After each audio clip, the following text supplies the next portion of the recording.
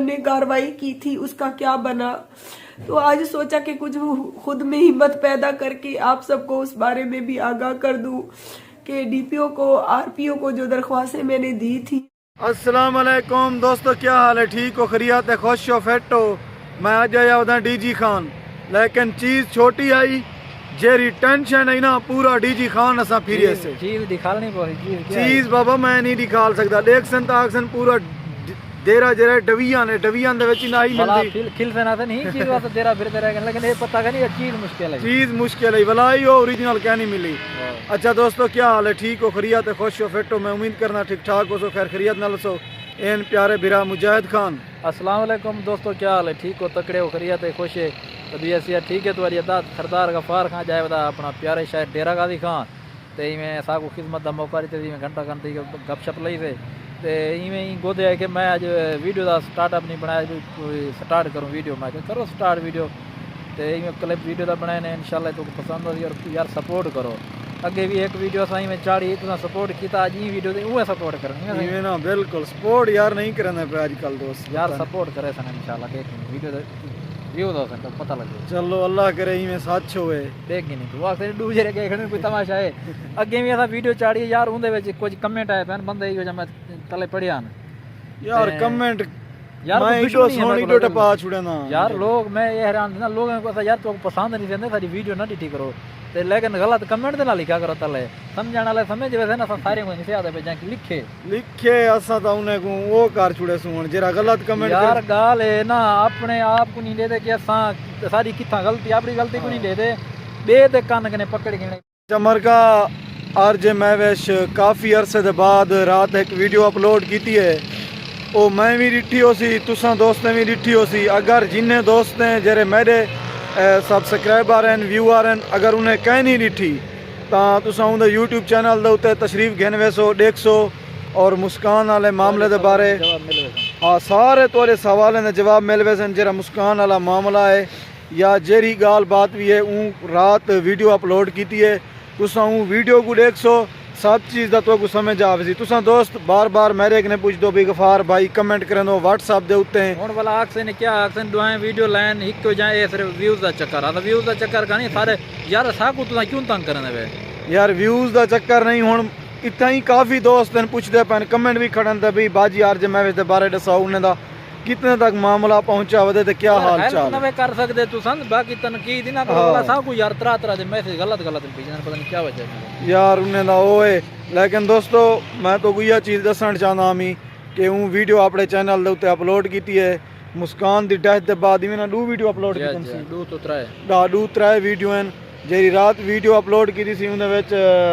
जो गाली भी हैं हूँ अपनी वीडियो के अपने चैनल के जरिए दोस्तों को दसे सी भला जेरे सारे कि दोस्त पूछते हैं भी साकू दसो बाजी के बारे उन्होंने हालात किमें क्या हाल चाल है। तो मैं उन्हें दोस्तों को जेरे मेरे सब्सक्राइबर हैं मैं उन्हें को आखना चाहता कि अगर तुसा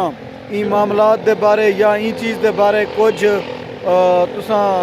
ओ करन चाहदो समझण चाहदो सुनन चाहदो या हकीकत चाहदो तो उनके चैनल ते वैसो मुकम्मल वीडियो लगी खड़ी है। बकाया मुजाहिद भाई भी तो दसे सी कि रात वाली वीडियो के बारे यार दोस्तों रात वाली वीडियो जी ने गई खड़े तुम देख सकते हो क्योंकि वो कोई टाइम तक इंसाफ नहीं मिले हूँ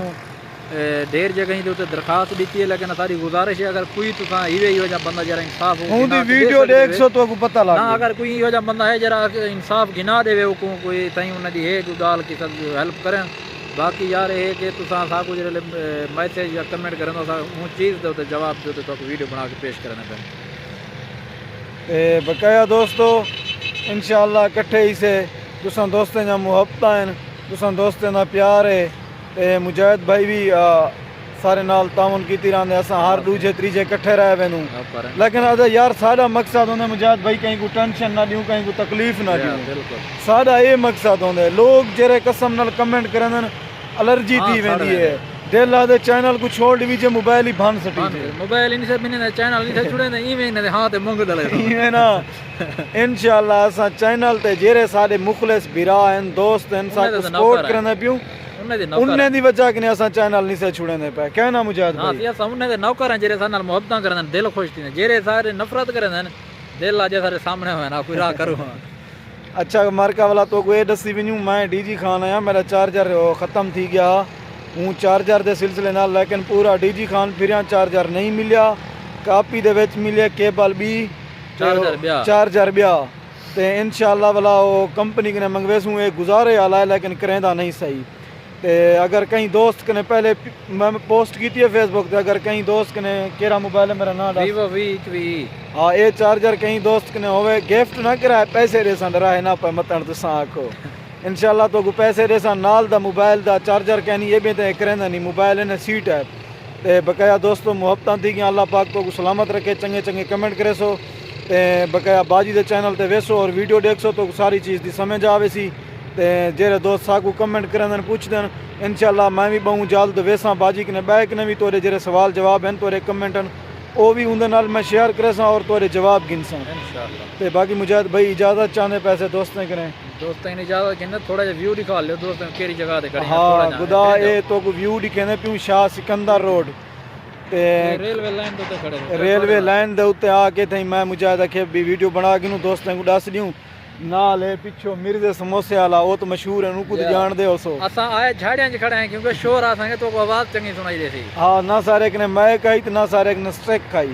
असा पीछे डाओ खड़ गए से रेलवे वाली वो मुंह लाइन दे उते झाड़ियां दे विच दे पहुंचो सारे मस्कीटा नहीं में लगदा जिवें वत पहाड़ च आ गया हूं जवान मैं को आदे तू सिरों पहाड़ जंगल रहंदा पई DG खान टविया ने देख इतना ही पहाड़ है इतना ही सारे मस्कीट ते जंगल सामने पहाड़ है सारे पहाड़ हैं जही पहाड़ हैं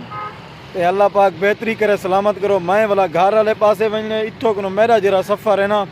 70 किलोमीटर है। टाइम भी हुण कितना जावदे मुजाहिद भाई तकरीबन टाइम हो गया 4:30